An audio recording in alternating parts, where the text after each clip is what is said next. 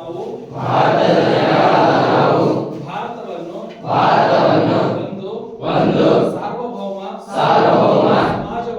ಸಮಾಜವಾದಿ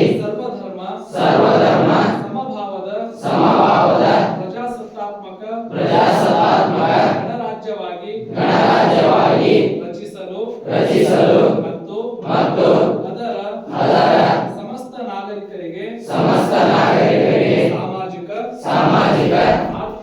ಆರ್ಥಿಕ ಮತ್ತು ರಾಜಕೀಯ ನ್ಯಾಯ ವಿಚಾರ ಅಭಿವ್ಯಕ್ತಿ ವಿಶ್ವಾಸ ಧರ್ಮಶ್ರದ್ಧೆ ಮತ್ತು ಉಪಾಸನಾ ಸ್ವಾತಂತ್ರ್ಯ ಸ್ಥಾನಮಾನ ಹಾಗೂ ಅವಕಾಶ ಸಮಾನತೆ ದೊರೆಯುವಂತೆ ಮಾಡಲು ಮತ್ತು ವ್ಯಕ್ತಿ ಗೌರವವನ್ನು ರಾಷ್ಟ್ರದ ಏಕತೆಯನ್ನು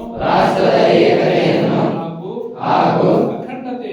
ಅಖಂಡತೆಯನ್ನು ಸುನಿಶ್ಚಿತಗೊಳಿಸಿ ಅವರಲ್ಲಿ ಭ್ರಾತೃಭಾವನೆಯನ್ನು ವೃದ್ಧಿಗೊಳಿಸಲು ಶ್ರದ್ಧಾಪೂರ್ವಕ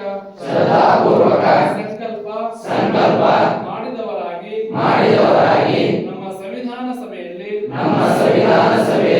1949ನೇ ಇಸವಿ ನವೆಂಬರ್ ತಿಂಗಳ 26ನೇ ತಾರೀಖಾದ ಈ ದಿವಸ ಈ ಮೂಲಕ ಈ ಸಂವಿಧಾನವನ್ನು ಅಂಗೀಕರಿಸಿ ಅಧಿನಿಯಮಿಸಿ ಅರ್ಪಿಸಿಕೊಂಡಿದ್ದೇವೆ.